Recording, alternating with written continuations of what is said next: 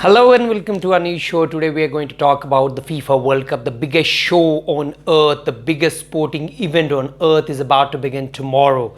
And all 32 teams have their own say. They all consider themselves as favorites. But we are going to talk about the first four groups A, B, C, and D. And there are some fine teams playing in this competition, and there are some much finer teams in these four groups. Some groups are very, very spicy. One of them is Group B. We are going to talk about it in this episode. But first and foremost, let's start with Group A, and Group A begins with Qatar, the host nation which has automatically qualified for this World Cup. This is their first World Cup, and being host nation, they are among the top seeds and they are automatically placed in Group A. They are ranked 50 in the world and they have been investing millions of dollars since the past one decade, since they got these rights to host the 2022 World Cup. So they have improved a lot, but probably they have their work cut out. They have to face some very strong sides in this group. So the ranking 50th is not bad, and adding to that 2019 Asia Cup victory over Japan in the final is something to go by. This is a strong Asian nation that is going to feature in Group A. Group A is followed by Ecuador. Ecuador is a South American nation, and they finished fourth, and the fourth position was not bad. This was the automatic qualification spot, but they had the fourth best defensive record and third best attacking record in South American qualifiers, and they also had a respectable draw against Brazil and Argentina. They also defeated Uruguay. The player to watch out for is Moses Caicedo. Everybody knows him. He is the 21-year-old superstar. If Ecuador are going to go far, they have to have Caicedo performing really well in this competition. And who knows, some of the bigger clubs may be having their eye on him. Who knows, he could be the next South American superstar. So after that, we are going to talk about the African giant Senegal. Senegal have got a body punch that Sadio Mane, their superstar, probably the best player in Africa as we speak today, is injured, and he was selected for this World Cup even though he was injured. But if the news which have to go by, it seems that he is not going to feature at least in the games which are going to begin from tomorrow, and so Senegal have to play out of their skins to go through. They are 18th ranked in the FIFA world teams, so their ranking is pretty good. They are only second to the Netherlands, so if they don't qualify, it would be a huge shock. But without Sadio Mane, they have their work cut out. They have a strong team. They don't concede goals. They have a strong defensive unit, and they have good midfielders as well. Speaking of the stars, Mendy, the Chelsea goalkeeper, is very, very good goalkeeper. He doesn't concede many Chelsea fans may know about him. And in his partner in crime is Kalobali. In Napoli, he was a superstar. In Chelsea, he's doing pretty okay. And their midfielders, including Edeye and some of the other midfielders, they all are pretty good. They are good defensive midfielders, but as far as creativity is concerned, without Sadio Mane, they have their work cut out. It's a huge body blow for them if Sadio Mane does not feature in this World Cup. And the fourth side in this tournament, in this Group A, is the Netherlands, the Orange. They have Louis van Gaal back. He's an excellent coach and he knows a lot about World Cup. And who can forget the 5-1 victory against Spain in 2014 World Cup? The defending champions were humbled by the Netherlands for their own journey to the semi-finals of the World Cup. In fact, they went to the final, and if it wasn't for a one-on-one save by the goalkeeper, the German goalkeeper Neuer of Robben, they might have won their first World Cup, and they have already featured in 3 World Cup finals. So they are a European giants and they are world giants. I see them finishing top of the Group A, and for the second spot, I think it has to be Senegal. The African side are going to do pretty okay, but just don't rule out Ecuador or Qatar. the weather is going to have its say, and the public support, the audience would be behind their heroes, local heroes. So Qatar may have a few words to say in this group. So my prediction is Netherlands to finish first and Senegal to finish second, and Ecuador may not qualify for the round of 16, which is their best World Cup record so far. So as far as Group B is concerned, it will have their top ranked side in the three lines. England have some mixed results in the past few months or so. They had an excellent European tournament in 2021, Euro 2020, and this year they were pretty disappointing in their group in the Nations League, and they just could not win any of their games. They even couldn't beat Honduras or Germany or France, or they were just humbled. They just did not play their football, and Southgate may have his work cut out. He had his team in this World Cup squad. He did not select Tomori, which raised many eyebrows, and then they did not choose Tooney. He is having an excellent season in Bradford, and he protested with his 2 goals against Manchester City. So he has raised some eyebrows after choosing his World Cup squad, but now or never it is for him. If he doesn't get the desired results, or he doesn't perform to its potential, I think he would be one of those managers who are going to get sacked after this World Cup. They have a tricky group. This is the most exciting group as far as I am concerned. This group is all about rivalries. Just look at this group. It's a very spicy group. It has England, it has Iran, it has USA, it has Wales. England have a rivalry in its own kind with all these 3 teams. Just imagine Iran versus the US. Wow. USA versus England, England versus Iran, England versus Wales. So this is going to be a cracker of a group. So I see Gareth Bale would have something to say about this. He thinks that, I think a team featuring Gareth Bale, you cannot rule them out. USA has been performing reasonably okay in the past few years. They could not feature in 2018 World Cup, but Pulisic, Dest, and some of these players who have joined European clubs have been doing well. So they have got some exposure in good leagues, in the best leagues in the world. So USA is developing for some time now. Iran have their work cut out, but with Carlos Queiroz, they are a very, very solid defensive unit.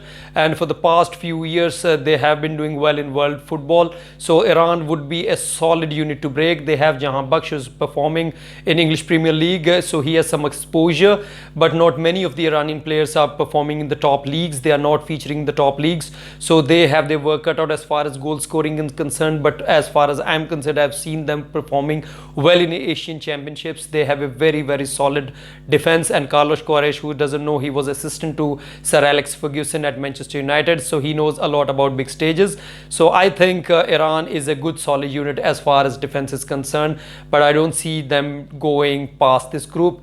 USA, I've already spoken, and about Wales with Gareth Bale in this side and his outstanding free kick put Wales into this World Cup, and they would be thinking this Los Angeles superstar would do a bit more about those kind of performances so that they could go as far as possible in this World Cup. I see England topping the group and Wales going through along with them. And let's move to Group C. Who wants to talk about that little Argentinian with the name Lionel Messi? Lionel Messi, arguably the world's best player. He's in top form. Even if you look at his own standards, he has been setting some remarkable standards in the past few years. He is having an extraordinary season with PSG and with Argentina. And with Argentina, he has a very strong side this time around.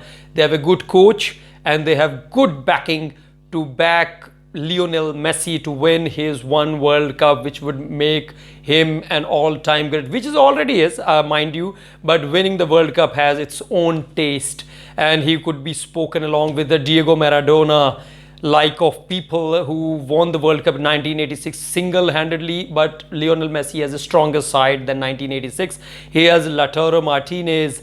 He has some fabulous players in his side. He has Icardi. He has Martinez as goalkeeper. He's doing reasonably well at Aston Villa. So he has a good side to look forward to, and he would be the talisman. Every Argentinian would be looking to him to perform. I think he has a very tricky group, and very tricky group. It seems that they're going to go through very easily. That is not the case, but Argentina should go very far. If they win the group, and if Portugal wins the group, we may have a last dance between Lionel Messi and Cristiano Ronaldo, but that will take some time. Today we are only talking about Group C.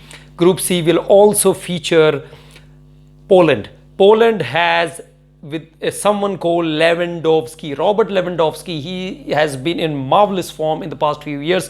This year he has moved on from Bayern Munich to Barcelona, but he has one habit, and that is scoring goals, goals and goals. He is not going to stop anytime soon. So this could be a tricky tie with Argentina in this group.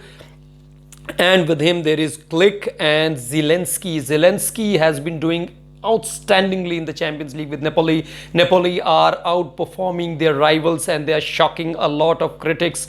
Some thought with many of their players going to other clubs, this team is going to falter. With players like Zelensky, who has been given a free role, if he's given that free role in Polish side, I think this Poland team is tough to beat, especially with Lewandowski up front. This team is very solid, and with this team there is Saudi Arabia, the Arabian side from Asia. They are ranked 51st, and they have a very solid backline, but I think they have their work cut out. They would be trying to do as much as possible. They have one advantage, and that is most of their players feature from Al Hilal, so that would be good for cohesion. National teams usually falter with players coming from different leagues and different teams and joining, and there is a lot of time required for having that gelling, that cohesion in the side. But Saudi Arabia is one of those sides, along with Qatar, which has most of their players from Al Saad. This side is having good cohesion, but they have their work cut out with this solid group. The fourth side is Mexico, and Mexico's coach Tata Martino. Most of you may remember that the last time Argentina played with Tata Martino, that was when he was the coach of Argentina, Messi retired from international football. So many of you may be hoping that this time around, when Argentina features against Tata Martino, this is not the end of international road for Lionel Messi. So this group is very solid. Most of the people are talking about group of Portugal, but this group is also very exciting. But having said that, I think I'm not going to see many surprises in this group. I think Argentina would finish first, will be followed by Barcelona's Lewandowski inspired Poland. So I'll move to Group D. Group D has France, it has Australia, it has Denmark, and it has Tunisia. It seems very similar from the 2018 World Cup, only that Peru has been replaced by Tunisia. This group features the reigning champions, the defending champions, the Mbappe, Benzema, Deschamps inspired France. Many have booked France as favorites for this World Cup, and why not? This team is pretty similar to the previous in 2018 when they ran riot in the final and won the World Cup. They were the very deserving champions, and they won it in Europe. Why not in Asia, in Qatar? They have Mbappe, probably the best player in this World Cup. Messi, Ronaldo fans may disagree with me, but I think Mbappe, looking at his age, his speed, his qualities and his prime, he is probably the best player featuring in this World Cup. Many may disagree with the Ballon d'Or winner Benzema being the best player in this World Cup, but looking at his muscle injury, I'm not so sure how many games he's going to play. If he doesn't play, it has to be Giroud, and Giroud, mind you, is just 3 goals away from being the highest international goal scorer for France, beating Thierry Henry. So France has a very solid defense. They have a good goalkeeper in Lloris. They have World Cup winner, coach and captain Didier Deschamps. They have good attacking threat in Giroud, Benzema and Kylian Mbappe. They have solid midfield, but what is going to hit France very badly is that they don't have N'Golo Kante and Paul Labile Pogba.